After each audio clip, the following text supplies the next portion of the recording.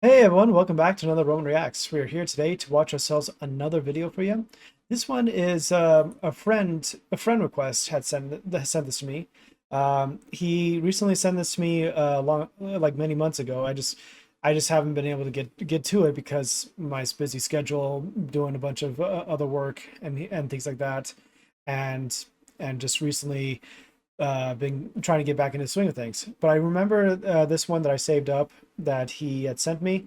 So let's just give this a watch. It's from the Infographics show channel, and this one's called "What if a single modern Navy SEAL platoon fought an entire Roman legion?" And I do like the Roman Empire.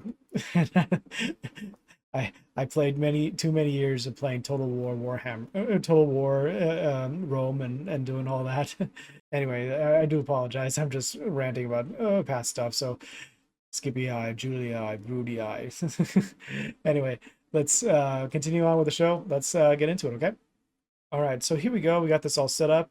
A single modern Navy SEAL platoon fighting an entire Roman legion. So yeah, it's going to be interesting, but it's like, okay, if it's going to be really interesting, because I keep thinking to myself, you got the military discipline of the Roman Empire, and then you got a platoon, which the platoon is roughly 50 men or more, I believe. I could be wrong, but yeah, let's see what this is all about. The last thing Lieutenant Jake Havoc Harper remembered before everything went sideways was touching down in eastern Syria. It was supposed to be a routine snatch and grab, a high-value Iranian Quds Force operative meeting with rogue militias. Get in, get out, and drop a JDAM on the site for good measure. But the second their boots hit the ground, everything went sideways. The blinding flash of light, a whirlpool in the sky, a vibrating sensation that washed over his body, then nothing. When Harper came to, his entire squad of Navy SEALs was intact, along with their 4 desert patrol vehicles, weapons, and gear. But their MH-47 Chinook, gone. Their JTAC comms, dead. Their GPS, just a blank screen, like their squad was wiped off the face of the earth. And then Harper heard a sound he would never forget. Marching. Thousands of boots, moving in perfect unison, and shouting in Latin. "Boss?" Chief Petty Officer Ryan Boomer Watts, Harper's explosives expert, whispered into his throat mic as he pointed to the ridge. Harper followed his gaze. His heart stopped. A Roman legion, red, resplendent, and very, very real. In that moment, Harper knew one thing. What was about to unfold would defy history itself. Could a highly trained U.S. Navy SEAL platoon outmaneuver and overpower an entire Roman legion? Or would sheer numbers and battlefield discipline prove too much? Join us today on the Infographics show for the ultimate clash: Navy SEAL platoon versus Roman legion. Who would win? A broad, dry valley stretched between the SEALs and the Roman legion, their crimson banners rippling in the wind. No doubt their scouts had already reported the presence of a strange band of foreigners perched atop the distant ridgeline. Harper's men stood frozen, their disciplined training momentarily overridden by sheer disbelief. They were SEAL Team 7 Alpha Squad, some of the deadliest special operators on the planet. Yet even they weren't prepared for this. Their original mission loadout had been designed for a quick surgical raid, a smash and grab in urban Syria, not all-out war against an ancient empire. They carried M4A1 carbines with suppressors, Mark 48 light machine guns for suppressive fire, a Barrett M82 sniper rifle for long-range interdiction, M9 sidearms, frag grenades, and enough C4 to level a city block. They were geared for rapid movement, close-quarters combat, and asymmetric warfare, not a pitched battle against an ancient army. Yet here they were, staring down an army of thousands, red-crested helmets bobbing and glinting in the sunlight, iron shields locking into disciplined testudo formations, javelins poised, their tips catching the morning light. There were no comms, no drone support, no quick reaction forces waiting in the wings. That meant no hope of rescue. The SEALs were utterly alone, stranded in an impossible place faced with an impossible enemy. But if any warriors in the modern world were suited for this fight, it was them. The SEALs weren't just killers, they were adapters, survivors, problem solvers. They had fought their way out of ambushes in the Hindu Kush. They survived nightmare insurgent strongholds in Mogadishu, hunted terrorists through cartel tunnels in Colombia. They had operated in environments where the rules of engagement shifted by the second, where the only law was violence and victory. Fine, Harper thought. If Rome wanted a fight, it had just found one. Survival instincts kicked in fast. Without a word, Harper and his men dropped into the prone firing position, using the natural rise of the terrain to give them cover and height. At over a mile out, they were lucky to trade distance for time. Time to assess, plan, and prepare. If the Romans rushed, they'd be cut down before they made it halfway up the hill. If they waited, the SEALs could set up a deadly kill zone, perhaps even an ambush. Smitty the sniper shifted into position, Barrett rifle digging into the dirt as he peered through his scope, his breath slow and controlled. This is a drill, right? His voice was dry, tinged with dark humor, but there was an edge of hope to it, as if the command team might suddenly call it off, as if this was some insane, full immersion VR exercise cooked up by DARPA. Harper didn't respond. He just scanned the thousands of shield-bearing warriors, their eyes set on the small force atop the ridge. This wasn't a drill. It was history, and SEAL Team 7 was caught smack dab in the middle. Harper gestured at the approaching army. "You ever seen a historical reenactment with actual Romans?" he said, not even believing his own words. Even the SEALs had to admit the Roman legion was a marvelous machine, precise, disciplined, and terrifyingly massive. From their ridge, Harper's men had a perfect vantage to witness its full crushing scale. Over 5,000 men advanced in rigid formation, their red crests bobbing in unison. Golden eagle standards gleamed in the sunlight, and each scutum shield was locked with a man beside him, creating an imposing, unbreakable wall. The front ranks marched with glad eye drawn, short stabbing swords designed for close-quarters slaughter. Meanwhile, the rear Gladius. A gladius. A gladius is a short sword meant for thrusting, not for slashing but meant for the thrust and stab, and was able to pull back. And there's also a thing where legionaries in the front would be able to quickly shield themselves by, like, after intense fighting, they can quickly just go back, and the next ones in line go forward to continue the fight and basically draw out the battle, whereas the Roman enemy would be all in the front, and they wouldn't be able to switch out their men because they would just be too tired in the front because of the constant fighting. And sorry, I'm just history nerd here. ranks hefted pila, deadly throwing javelins that would turn any charge into a killing field. The red crests of centurions bobbed through the ranks, barking orders in clipped, efficient Latin, ensuring flawless coordination. There was no hesitation, no breaking formation, just a calculated, relentless advance. At the center of the force rode Marcus Licinius Crassus, the richest man in Rome, garbed in the gleaming steel of a Roman general. His plumed helmet caught the morning light as he observed the battlefield from horseback. Gaius Cassius Longinus, the second in command, rode beside him, scanning the SEAL's strange posture and position with the cold, calculating gaze of a veteran strategist. Harper had read history. These were no amateurs. A Roman legion wasn't just an army, it was a war machine, honed by centuries of conquest. Every legionnaire had been hardened through brutal training, taught to march 20 miles in full armor, to construct fortifications in mere hours, to kill in brutal close-quarters combat without hesitation. They weren't undisciplined rabble, they were highly trained warriors, their tactics tested against the mightiest empires of their time, Greece, Carthage, Gaul. And now their unyielding, disciplined advance was directed at the SEAL team, a small, black-clad group of warriors standing alone in defiance of the Roman war machine. They had never seen rifles, never witnessed four-wheeled chariots capable of impossible speeds, never heard the crack of automatic gunfire. But they had crushed enemies before, and they would do it again. A moment of impossible calm settled over the battlefield. The wind carried nothing but the distant rustle of banners, the soft clinking of iron against iron, as 5,000 men shifted their weight. Harper could hear his own heartbeat. He could hear the slow, measured breaths of his men, prone atop the ridge, weapons trained, fingers hovering just above their triggers, the weight of the moment pressing down like a vice. Then, from the mass of red and steel below, Crassus's voice thundered across the plain. It was the command to advance. The Roman legion surged forward, a wall of shields and bodies, an unstoppable tide of flesh and steel. Their footsteps rumbled like distant thunder, their war cries rising in a guttural ancient chorus. This was what they had done 100 times before: advance, kill, conquer. They had marched across the known world, breaking enemies exactly like this, a smaller force clinging to a pathetic hill, foolish enough to believe the terrain would save them. It never did. Harper had seen what he needed to see. "Smitty, fire a warning shot," he bellowed, his dry voice cracking with a tinge of anxiety. Smitty's 50 cal thundered into life, turning a centurion's head into a fine red mist. Save a few gobsmacked men around him, the surging legion didn't even notice this isolated loss. To the thousands behind him, it was nothing but another casualty of war. "Weapons free!" Harper bellowed. Obediently, the Mark 48s opened up, and all hell broke loose. Squad automatic weapons roared, belching a steady stream of lead. Suddenly, the Romans were dying by the dozen. A dozen turned to 50, 50 into 100. The front ranks collapsed in a wet, grisly cascade. As bodies folded backward, their shields splitting like rotten wood. Chainmail and leather offered no protection against the seals' relentless fire. Romans shrieked, staggered, and tipped over corpses, only to be trampled by their own advancing brothers. When the Roman skirmishers had closed enough distance, the M4s joined in the chorus, hollow points punching through muscle and armor. A young signifier carrying his unit's Sacred Eagle standard took 2 rounds to the chest and crumpled like a broken marionette.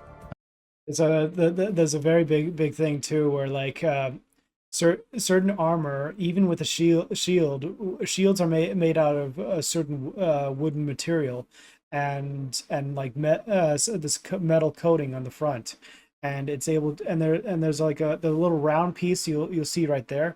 It's meant to be a metal spot where, like, if someone was trying to stab into it or try to deflect it with another shield, it would create like a dent or cause the blade to like pivot off the main spot, allowing for the Roman soldiers to be able to basically bam and trying to take out the enemy.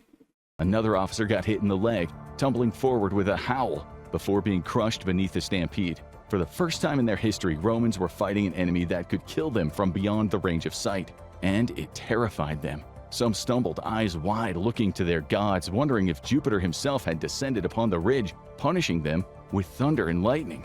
But discipline was discipline, and Rome did not break. Instead, they kept on coming. Barrels ran white hot, the acrid stench of burning oil and cordite filling the seals' nostrils. Steam and smoke hissed from the overhead chambers, spent casings clattering down the hillside like brass rain. The DPV's mounted guns tore through the ranks of men, ripping bodies in half, turning the slope into a red, seeping mass of flesh. And yet, even as the hill became a graveyard, the Romans kept coming. Shields locked, feet driving forward. They reached a rocky spur midway up the incline. Bodies tumbled backwards, arms and legs flailing. The Romans clawed, stumbled, and climbed over the growing mountain of the dead. Then, almost without warning, the entire front line had disappeared. The field behind them was a wasteland. Groans and anguished screams filled the air. Limbs twitched, corpses shuddered in the dirt, fingers grasping at wounds that could never be healed.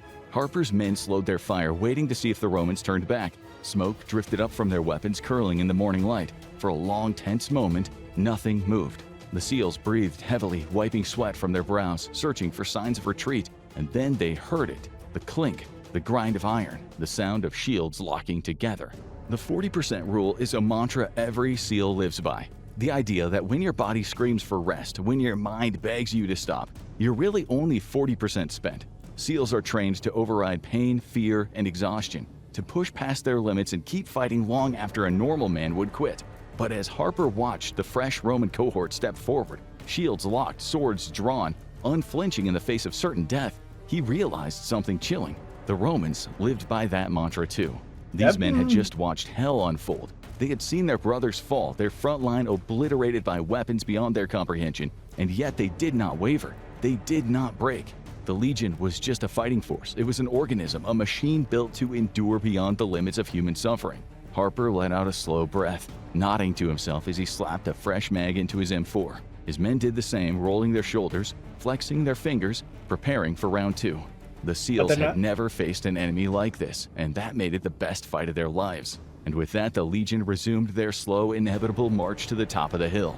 "Time to move," Harper shouted. "Fall back to the ruins." The SEALs pile into the DPVs, gunners firing from the roll bars, kicking up dust clouds as they drift across the battlefield. Roman Pila javelins rained down, thudding into the earth where the SEALs once stood and skidding across the dirt. They had escaped in the nick of time. Harper's M203 grenade launchers thumped, lobbing high explosive rounds into the tightly packed Roman ranks as they crested the hilltop. Bodies flew like rag dolls, shields scattered, the air filled with the screams of the men who had never seen, never even imagined modern war. Yet they kept coming. "These guys don't quit," muttered Corpsman Doc Mitchell, reloading his M9 sidearm. "They don't know what quit means," Harper replied grimly. The DPVs ripped through an abandoned outpost, down an old dusty road, an old Parthian fort. The SEALs were fortunate to have their high-speed vehicles. Without them, they would have long expended their ammo. At the ruins, they found a stone wall, some defensive positions, nothing major, but it was elevated, giving them a high ground advantage. Harper ordered his men to set up and stand fast. The SEALs dismounted, setting up a 360-degree defensive perimeter. Smitty took up a position on a crumbling tower with his M82 Barrett, scanning for high-value targets. The Legion halted. A brief calculated pause as they assessed the battlefield. Then their artillery arrived. Smitty couldn't believe his eyes. Through his scope, he saw a line of ballistas, massive wooden siege engines, ancient but deadly.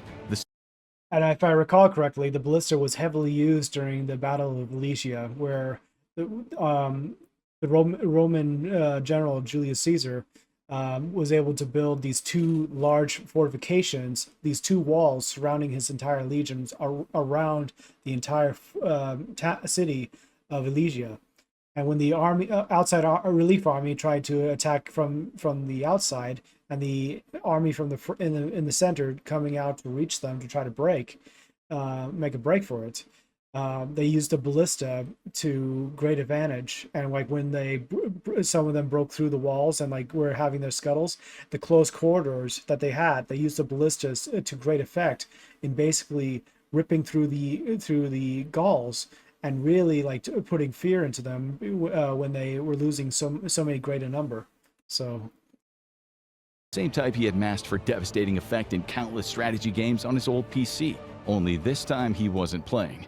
The ballista crews moved with practiced precision, their motions refined across countless sieges. Harper and his men watched from the crumbling fort ruins, sweat beating down their brows. The massive torsion-powered war engines were wheeled into position just beyond the effective small arms range. These weren't mere catapults, haphazardly lobbing stones. Ballistas were the apex predators of ancient artillery. Each one could launch a 6-foot-long iron-tipped bolt at speeds of around 115 miles per hour, easily impaling a man from head to toe or splitting a wooden shield like paper. A direct hit could pulverize bone, explode organs, or pin a screaming soldier to the wall like a hunting trophy. The Romans knew exactly what they were doing. They had laid siege to entire cities with these machines, shattered enemy morale by turning the air into a storm of spears and iron. And now those deadly machines were being aimed right at the SEALs and their ruined fort. Harper clenched his jaw. They had a little time. The Legion was advancing. Smitty was low on ammo. The ballistas were taking aim, and soon the sky would be filled with death. But the SEALs had another trick up their sleeve. Boomer's C4 charge, a massive block of plastic explosive carefully hidden beneath a discarded backpack at their previous firing position. It was primed and waiting. Boomer crouched behind cover, his detonator in hand. His eyes locked on the Roman officers gathering near the abandoned ridge. They had seen the destruction, the strange weapons, the fire, and the smoke. Their curiosity got the better of them. A legate knelt down to inspect the bag, gesturing for his tribunes to take a closer look. That's when Boomer grinned. He pressed the trigger. A blinding explosion ripped through the battlefield, erupting like a volcanic shockwave. The ridgeline disintegrated in a flash of fire and rock as Roman limbs launched into the sky. Flaming debris rained down, screams piercing through the dust cloud as high-ranking officers and their orderlies were ripped apart mid-command. The Legion faltered for the first time, and the SEALs smiled. But there were still too many. The reality was undeniable. This was never going to be a fair fight in the long run. A single SEAL squad, no matter how lethal, could only hold out for so long against thousands. The Legion was built for endurance, a relentless war machine designed to grind down enemies through sheer attrition. Sustained by foraging, supply lines, and ironclad organization, the SEALs were trained for surgical strikes, rapid assaults, and swift exfiltration, not a drawn-out war. With limited ammo, no supply chain, and nowhere to retreat, their time was running out. Harper knew it. His men knew it. Every burst of gunfire, every grenade tossed, every squad maneuver was a tick on the clock, winding down to the moment where they'd have to make their move. A strategic withdrawal wasn't defeat, it was survival. And survival was something SEALs excelled at. They would slip into the countryside, vanish into the hills and villages, and regroup.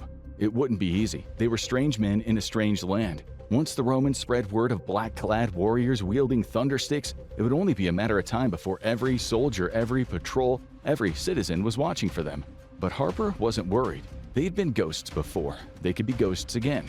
Harper was about to give the order to withdraw when he caught a movement on the far horizon, a shimmer of dust and steel. rolling across the plain like a storm front of death. His breath hitched. It only took a few seconds to recognize the shape of the onrushing tide, the glint of lamellar armor, the banners snapping in the wind.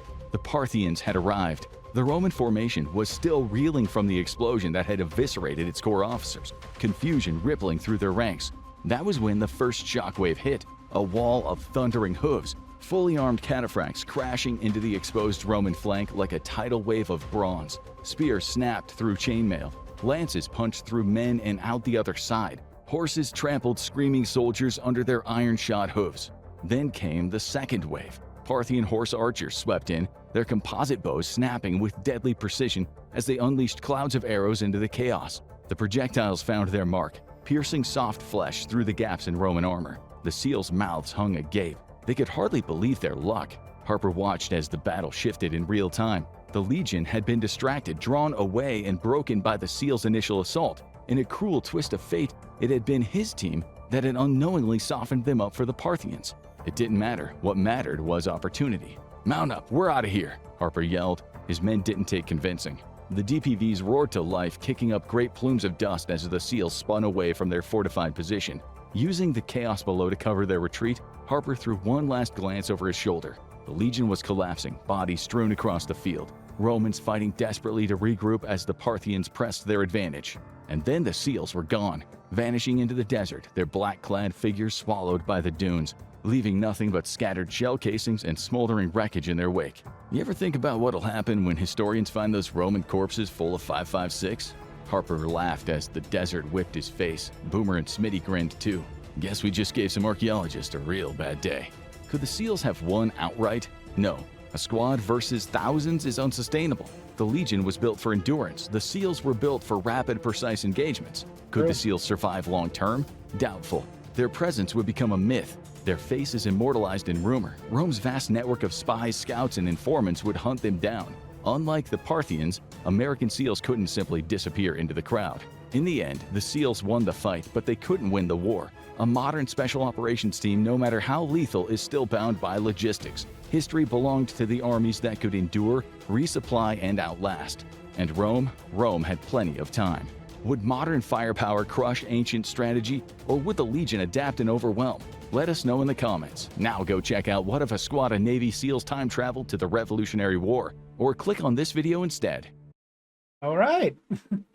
Sorry for pausing a few times on that, but that was really well done. Seriously, like it really sets the tone for like how like a what if scenario and whatnot. And you have to admit, like it mentioned a platoon, but a squad can only hold out for so long, and it's also a squad is limited by what they can carry. If they're weighted too much, they will be slowed down, and when they use up all the goods, the ammunition, and everything else, they would just not be able to last as long. So really, it all came down to the attrition and if they were not able to keep up, then the Romans would have gotten them to begin with. So really, it just a single squad sure could eliminate probably 100 men or more and wound maybe thousands with the claymores and grenade launchers and things like that. But a Roman's legion will continue to march because they're trained on discipline. They're trained to fight, and they fought enemies and savages, and that would have taken any regular man out. So yeah, I have to admit, the Roman legion really held themselves out for as long as they did to continue the fight, and the SEAL Team 6 or 7, the team that I can't speak. The SEAL team guys, they would not have been able to last as long, and top that off, they could have blended in, but they would be so different amongst the populace. They would just like get in, get out, and be done with the objective.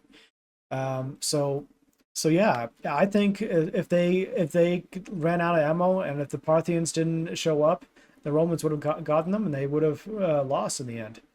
But they can only last for so long, especially with if their gas in their cars ran out, their weapons ran dry, and they look so different compared to a Roman soldier or a Roman citizen, because a lot of them were very vastly similar to one another in terms of their look, especially of the Italian side. But then you would have yeah, I just think the Romans would have gotten them in the end. Just the sheer endurance of it. So yeah, that's my reaction. I hope you enjoyed. Thank you to my buddy out there who recommended this to me. I hope you're doing well, man. And also, just I'm gonna hopefully I'll listen to more reactions, to watch more videos such as this, because this was really well done. I really liked it, and I hope you guys enjoyed it. So I'll post a link for the original video down below. You can also check out their channel over here. You can also check out a random video over here, including the subscribe button. Let's continue to grow, guys. Hope you guys enjoyed my reaction. Hope you had a good time listening to some of my feedback on the video, and hope you guys enjoy it. So anyways, guys, take care. Romans, salute. If you like Romans content and wish to see more, like and subscribe to continue to support the channel.